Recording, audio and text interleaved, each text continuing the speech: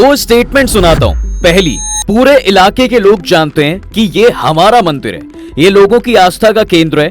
बाबर ने अयोध्या का राम मंदिर और संभल का हरिहर मंदिर तोड़कर उस पर मस्जिद बनवाई थी। संभल में केला देवी मंदिर के महंत ऋषि राजगिरी जामा मस्जिद को लेकर ये दावा करते हैं। इसके साथ ही वो पूरे भरोसे के साथ कहते हैं कि ये हमारा मंदिर है और हमारा ही रहेगा। दूसरा, हर मस्जिद में शिवलिंग क्यों देखना, हमें झगड़ा क्यों बढ़ाना है। जनवरी में ये बात बोली थी आरएसएस चीफ मोहन भागवत ने। अब देखिए, आबादी के हिसाब से देश का सबसे बड़ा राज्य है उत्तर प्रदेश। इसमें एक जिला पड़ता है संभल। ये संभल एक वक्त हिंदू मुस्लिम की आग में झुलस रहा है। इस आग ने 4 लोगों की जान भी ले ली है। दरअसल संभल में एक मस्जिद पड़ती है, नाम है शाही जामा मस्जिद। काशी और मथुरा के बाद अब इस मस्जिद के भी मंदिर होने का दावा किया जा रहा है। अब बात सिर्फ दावे की ही नहीं बची है। सीनियर एडवोकेट विष्णु शंकर जैन ने संभल के सिविल जज सीनियर डिवीजन की कोर्ट में 19 नवंबर को संभल की शाही जामा मस्जिद को हरिहर मंदिर बताते हुए एक याचिका दाखिल होती है और अदालत मुस्लिम पक्ष को बिना सुने ही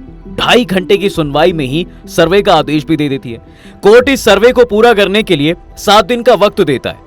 अदालत इस सर्वे के लिए कोर्ट कमिश्नर नियुक्त करती है और उस दिन 19 नवंबर की शाम को कोर्ट कमिश्नर मस्जिद का सर्वे करने के लिए पहुंच जाती है। इस दौरान आसपास के लोग वहां आ जाते हैं और देखते ही देखते भीड़ इकट्ठा हो जाती है। लेकिन मस्जिद कमेटी के साथ मिलकर सर्वे टीम पहले फेज में वीडियोग्राफी करते हुए रात में ही निकल जाती है। अब यहाँ तक तो कोई बवाल नहीं हुआ, सब कुछ सही था, पर सवाल 2 चीजों पर उठे। पहले तो ये हुआ साहब कि ये आखिर प्रशासन कब से इतनी तेजी से काम करने लग गया है, और अगर एक ही दिन में सुबह से लेकर शाम तक बिना मुस्लिम पक्ष को सुने आदेश से लेकर सर्वे तक सब कुछ हो गया, तो कहीं इसके पीछे कोई और साजिश तो नहीं। पर अब साजिश हो या ना हो, सर्वे तो हो गया है, फिर इतना बवाल कैसे और क्यों मच गया कि 4 लोगों की जान तक चली गई। और एक सवाल और दिमाग में ये भी चल रहा है कि इस पूरे संभल दंगे और इन 4 लोगों की मौत का जिम्मेदार फॉर्मर सीजेआई डीवाई चंद्रचूड़ को क्यों माना जा रहा है। चलिए डिटेल में आपको बताता हूँ। देखिए, पहले सर्वे तक कोई दिक्कत नहीं हुई थी। 19 नवंबर को पहला सर्वे हुआ, फिर 22 नवंबर को जुम्मे की नमाज भी हुई। हालांकि सर्वे की वजह से नमाज के वक्त टाइट सिक्योरिटी जामा मस्जिद पर लगा दी गई थी, पर इसके बाद फिर 24 नवंबर को एक टीम हिंदू और मुस्लिम दोनों पक्ष के साथ सेकेंड राउंड के सर्वे के लिए जाती है, तो मस्जिद के पास भीड़ इकट्ठा हो जाती है और फिर पुलिस और सर्वे की टीम पर पथराव शुरू हो जाते हैं और देखते ही देखते संभल दंगे की आग में झुलस जाता है, जिसमें 4 लोगों की मौत हो जाती है। AIMIM के अध्यक्ष समेत कई नेता कह रहे हैं साहब कि मौत पुलिस की गोली से हुई है और ये मर्डर है। वहीं प्रशासन का कहना है कि कमिश्नर ने कहा पुलिस फायरिंग में कोई मौत नहीं हुई है, हमलावरों की फायरिंग में 3 युवकों की जान गई है। कुछ लोकल लोग कह रहे हैं कि दोबारा सर्वे कराना एक साजिश है, क्योंकि कुछ लोग ठीक सर्वे से पहले मस्जिद के अंदर कुछ हिंदू मंदिर के निशान प्लान करके रखकर मस्जिद को मंदिर साबित करने के लिए ये सब कर रहे हैं। अगर former chief justice of Indian DY Chandrachud को इस दंगे के लिए जिम्मेदार वाले एंगल की बात करूं, तो उसके पीछे जर्नलिस्ट राणा अय्यूब आती हैं। राणा अय्यूब ने एक्स पर एक पोस्ट में लिखा, संभल में 4 की मौत। पूर्व सीजी डीवाई चंद्रचूड़ ने ज्ञानवापी मस्जिद और अन्य इस्लामी संरचनाओं के सर्वे को ये कहते हुए इजाजत दी थी कि ये प्लेसेस ऑफ वर्शिप एक्ट 1991 का उल्लंघन नहीं करेगा। 4 लोगों की मौत के नुकसान के लिए कौन जिम्मेदार है? अब सवाल आता है कि क्या है प्लेसेस ऑफ वर्शिप एक्ट 1991। देखिए, इस एक्ट के मुताबिक दरअसल 15 अगस्त 1947 से पहले सभी धार्मिक स्थलों की यथास्थिति बनाए रखने की बात कहता है। वो चाहे मस्जिद हो, मंदिर, चर्च या अन्य सार्वजनिक पूजा स्थल, वो सभी उपासना स्थल इतिहास की परंपरा के मुताबिक ज्यों का त्यों बने रहेंगे। उसे किसी भी अदालत या सरकार की तरफ से बदला नहीं जा सकता। माने अगर मंदिर है तो मंदिर रहेगा और मस्जिद है तो मस्जिद ही रहेगी। अब समझते हैं कि विवाद क्या है। देखिए, हिंदू पक्ष काफी वक्त से जामा मस्जिद की जगह पर पहले मंदिर होने का दावा कर रहा है। 19 नवंबर को 8 लोग मामले को लेकर कोर्ट पहुंचे और एक याचिका दायर की। इनमें सुप्रीम कोर्ट के वकील हरिशंकर जैन और उनके बेटे विष्णु शंकर जैन प्रमुख हैं। ये दोनों ताजमहल, कुतुब मीनार, मथुरा, काशी और भोजशाला के मामले भी देख रहे हैं। अब इनके अलावा याचिकाकर्ताओं में वकील पार्थ यादव, केला मंदिर के महंत ऋषि राजगिरी, महंत दीनानाथ, सामाजिक कार्यकर्ता वेदपाल सिंह, मदन पाल, राकेश कुमार और जीतपाल यादव का नाम शामिल है। हिंदू पक्ष का दावा है साहब कि ये जगह पहले श्री हरिहर मंदिर हुआ करती थी, जिसे बाबर ने 1529 में तोड़वाकर मस्जिद बनवा दिया। संभल कोर्ट में हिंदू पक्ष ने याचिका लगाई। 95 पेज की याचिका में हिंदू पक्ष ने 2 किताब और एक रिपोर्ट को अपने केस का बेस बनाया है। इनमें बाबरनामा, आईने अकबरी किताब और आर्कियोलॉजिकल सर्वे ऑफ इंडिया यानी ASI की एक 150 साल पुरानी रिपोर्ट शामिल है। अब गाड़ किताब की बात करें तो हिंदू पक्ष ने बाबरनामा किताब के एक पैरा का हवाला दिया जिसमें लिखा है कि हिंदू बेग कुचिन 932 हिजरी AH में हुमायूं का सेवक था। 933 हिजरी में संभल में उसने एक मंदिर को मस्जिद में बदल दिया था। ये बाबर के आदेश पर किया गया। मस्जिद पर आज भी मौजूद एक शिलालेख में इसकी याद दिलाई जाती है। अब दूसरी किताब आईने अकबरी के उस पैरा का हवाला दिया जिसमें लिखा है कि संभल में हरि मंडल नाम का एक मंदिर है जो एक ब्राह्मण का है, जिसके वंशजों में से 10वां अवतार इसी जगह पर प्रकट होगा। ये एक प्राचीन जगह है जो शेख फरीदे शकरगंज के उत्तराधिकारी जमाल के आराम करने की जगह है। अब इन दोनों किताबों के अलावा हिंदू पक्ष ने अपनी याचिका में ये भी बताया कि बाबर ने 1526 ईस्वी में भारत पर अटैक किया। इस्लाम की ताकत दिखाने के लिए उसने कई हिंदू मंदिरों को तोड़ दिया। 1527-28 में बाबर के सेनापति बेग ने श्री हरिहर मंदिर पर हमला कर उसे आंशिक तौर पर ध्वस्त कर दिया और मुसलमानों ने मंदिर की इमारत पर कब्जा कर लिया और उसे मस्जिद बनाकर इस्तेमाल करने लगे। अब हिंदू पक्ष का कहना है कि मुख्य हिंदू मंदिर की दीवारें बड़ी ईंटों से बनी लगती हैं, जिसे मुसलमानों ने प्लस्तर से छिपाया है, जिससे पता न चले कि ये किस चीज से बनी है। उन्होंने कहा कि हमें कई जगह से प्लस्तर टूटा हुआ मिला है, जहां पर पत्थर दिख रहे हैं, लेकिन कुछ पत्थर हटा लिए गए हैं जहां पर हिंदू धर्म के निशान थे। अब ये याचिका की तो बात हो गई। आइए अब बात करते हैं पहले हिंदू पक्ष के दावों की, उसके बाद मुस्लिम, कोर्ट और फिर बाकी चीजों की बात भी करेंगे। देखिए, जामा मस्जिद की जगह पर मंदिर होने का दावा करने और याचिका लगाने वालों में केला देवी मंदिर के महंत ऋषिराज गिरी भी हैं।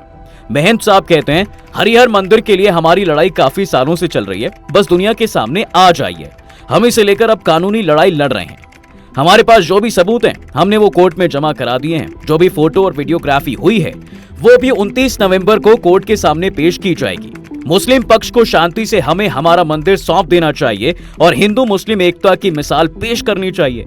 हमने 19 नवंबर को गाजियाबाद जाकर वकील विष्णु शंकर जैन से मुलाकात की। फिर वहां से हम 8 याचिकाकर्ता मंदिर के दावे को लेकर संभल सिविल कोर्ट गए। DM और SP ने दोनों पक्षों को बैठाकर समझाया और सर्वे किया। अब उनका मानना यह भी है कि पूरे इलाके के लोग जानते हैं कि ये हमारा मंदिर है, ये लोगों की आस्था का केंद्र है। अयोध्या में जब तक राम मंदिर नहीं बना तब तक लोगों ने पगड़ी नहीं पहनी थी। यहाँ सब शांतिपूर्ण तरीके से कानूनी प्रक्रिया से किया जाएगा। बाबर ने अयोध्या का राम मंदिर और संभल का हरिहर मंदिर तोड़कर उस पर मस्जिद बनाई थी। हमें जो सबूत मिले हैं उनमें बाबर ने सिर्फ 2 मंदिरों में ही अपनी खास रुचि दिखाई थी। हमारा तो ये भी मानना है कि मस्जिद के अंदर से गुफा दिल्ली के लिए जाती है। आम जनता इस बारे में हमसे ज्यादा जानती है, बस डर की वजह से बोलती नहीं है। माँ केला देवी ने मुझे इस काम के लिए चुना है। मंदिर हमारा था, हमारा है और हमारा रहेगा। अब एक दावा ये तो हो गया, अभी एक दावा और भी है जो कि हिंदू पक्ष के वकील का है। हिंदू पक्ष के वकील गोपाल शर्मा के मुताबिक बाबरनामा में हरिहर मंदिर का जिक्र है। आईने अकबरी किताब में भी हरिहर मंदिर का जिक्र है। इसके अलावा कुछ मैगजीन्स और न्यूज आर्टिकल्स में मंदिर के बारे में लिखा गया है। हर मंडल स्तर पर ऐतिहासिक धरोहरों का रिकॉर्ड होता है। कचटियर में भी इस मंदिर का रिकॉर्ड है, इसका नक्शा भी है, बस अभी वो हमारे पास नहीं है। मंदिर तोड़कर मस्जिद बनाए जाने का दावा करते हुए श्री गोपाल कहते हैं कि 1529 में बाबर और उसके सेनापति ने इस मंदिर को तोड़कर मस्जिद बनवाई थी। हालांकि शहर के लोग अभी मस्जिद में पूजा नहीं करते, लेकिन उनकी मान्यता इससे जुड़ी हुई है। अच्छा, लेकिन जब उनसे पूछा गया कि मस्जिद में कोई चीज या उसकी बनावट जो इसके मंदिर होने के दावे को पुख्ता करती हो, तो इसके जवाब में श्री गोपाल कहते हैं कि मस्जिद के अंदर कोई ऐसी नक्काशी नहीं है जिससे इसके मंदिर होने के प्रमाण मिल सके, ना ही कोई मूर्तियां ही मिली हैं। हालांकि कुछ और अवशेष जरूर हैं जिनका जिक्र यहाँ नहीं किया जा सकता। अब हिंदू पक्ष के बाद अब बात मुस्लिम पक्ष के भी कर लेते हैं। देखिए, मुस्लिम पक्ष के वकील जफर अली शाह जामा मस्जिद कमेटी के सदर यानी अध्यक्ष भी हैं। वो सर्वे के दौरान टीम में शामिल थे। जफर कहते हैं, हिंदू पक्ष के पास कोई सबूत नहीं है जिससे पता चलता हो कि जामा मस्जिद से पहले यहाँ कोई मंदिर हुआ करता था। उन्हें यह भी नहीं पता कि मंदिर को किस साल या सदी में बनवाया गया था। अगर मंदिर था तो उसका कहीं ना कहीं रिकॉर्ड होता। हिंदू पक्ष के पास ऐसा कोई रिकॉर्ड ही नहीं है कि मंदिर किस साल में और किसने बनवाया था। ये इस बात का सबूत है कि वहां कभी मंदिर था ही नहीं। बाबरनामा और बाकी जिन किताबों में भी हिंदू पक्ष जिक्र होने की बात कर रहा है, उसे समझना कोर्ट का काम है। कोर्ट को फैसला करना है कि कौन सी किताब को सही और गलत माना जा सकता है। हम तो ये जानना चाहते हैं कि अगर मस्जिद से पहले मंदिर था तो वो कब और किसने बनवाया था।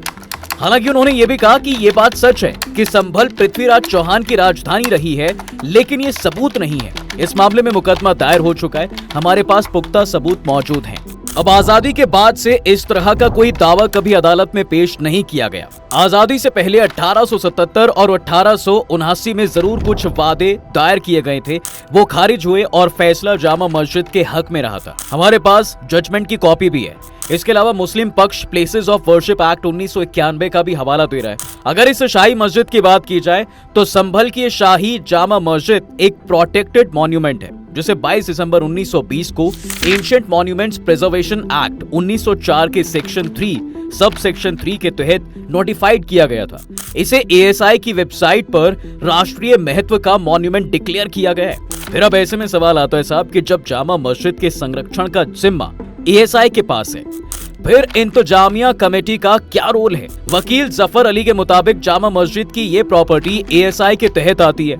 ये 250 सीरियल नंबर पर दर्ज है। ये बहुत बाद की बात है। जामा मस्जिद इंतजामिया कमेटी तो 550 साल से यहाँ काम कर रही है। जब से मस्जिद अस्तित्व में आई है तब से पब्लिक ये कमेटी बनाती आई है। इसका कोई रजिस्ट्रेशन नहीं कराया गया है। बस इतना तय हो जाता है कि कौन मेंटेनेंस देखेगा। यही परंपरा चली आ रही है। हमसे एएसआई ने यह भी कभी नहीं पूछा कि हम इसका मैनेजमेंट क्यों देख रहे हैं, बल्कि वो दीवारें, दरवाजे और खिड़की की मरम्मत कराने को कहे जाते हैं। एएसआई किसी भी साल नियमित सर्वे करती है। इसके लिए हमें कभी कोई नोटिस नहीं दिया जाता, ना ही उनकी कभी कोई रिपोर्ट ही सामने आई है। उन्होंने कभी भी कमेटी या उसके काम पर आपत्ति नहीं जताई है। अब 2 महीने पहले एएसआई की टीम मस्जिद आई थी। टीम के लोग अपना परिचय ठीक से नहीं दे सके। मस्जिद के सेवकों ने कहा कि जफर अली इस मस्जिद के सदर हैं, वही एडवोकेट भी हैं, उनसे बात कर लें। टीम को मेरा नंबर भी दिया गया, लेकिन उन्होंने मुझसे कोई कांटेक्ट नहीं किया, बल्कि वो डीएम और एसपी के पास पहुंच गए। टीम ने पुलिस की मदद ली, उन्होंने ही हमें इन्फॉर्म किया। हम उनके साथ सर्वे करने अंदर गए, लेकिन हमें किसी तरह की कोई रिपोर्ट नहीं दी गई।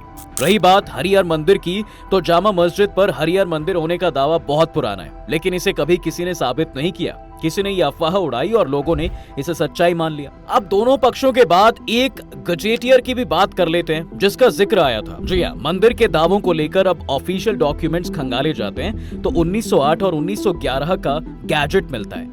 दोनों में ही एक जैसी बात लिखी है। इससे पता चलता है कि मस्जिद और मंदिर को लेकर ये विवाद बहुत पुराना है। इस डॉक्यूमेंट में लिखा है कि संभल में भगवान विष्णु का मंदिर है, लेकिन ये कौन सी जगह रहा होगा जिसका जिक्र कहीं नहीं दिया गया। हालांकि इस मंदिर के पास एक मस्जिद होने की बात भी लिखी गई है। हिस्टोरियन थॉमस कार्ले ने 1874 में इस मस्जिद का दौरा किया था। उनके मुताबिक मस्जिद का गुंबद स्टोन से बना है। ऐसा लगता है कि इसे हिंदू नक्काशकारों ने बनाया है, जबकि इसमें मुसलमानों की बनाई ईंटों का भी इस्तेमाल हुआ है। उस दौर में भी हिंदू और मुस्लिम पक्ष के बीच इसे लेकर कानूनी लड़ाई चल रही थी।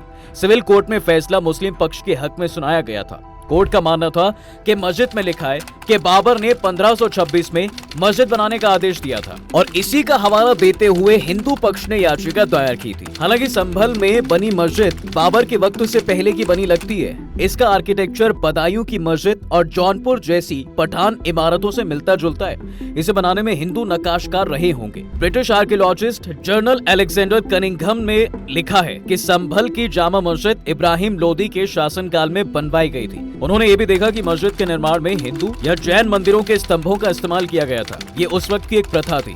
तब पुराने धार्मिक स्थलों के सामान नई इमारतों को बनाने में इस्तेमाल किए जाते थे। अगर हिंदू मंदिर का सामान इस्तेमाल भी किया गया तो अब वो छिप गया है। ये साफ नहीं है कि बाबर ने मस्जिद का निर्माण किया या मरम्मत कराई। आईने अकबरी ने संभल में विष्णु भगवान के मंदिर का जिक्र है, लेकिन ये जरूरी नहीं है कि इसे ही हरि मंदिर मान लिया जाए। अब इन तमाम चीजों पर आप अपना फैसला ले सकते हैं। बाकी 29 नवंबर की रिपोर्ट आएगी तो पता चलेगा कि आगे क्या होने वाला है। आपकी अपनी राय आप मुझे कमेंट में बता सकते हो। वीडियो अगर आपको पसंद आई हो तो इसे लाइक और शेयर जरूर करना, और जाते जाते चैनल को सब्सक्राइब जरूर करना।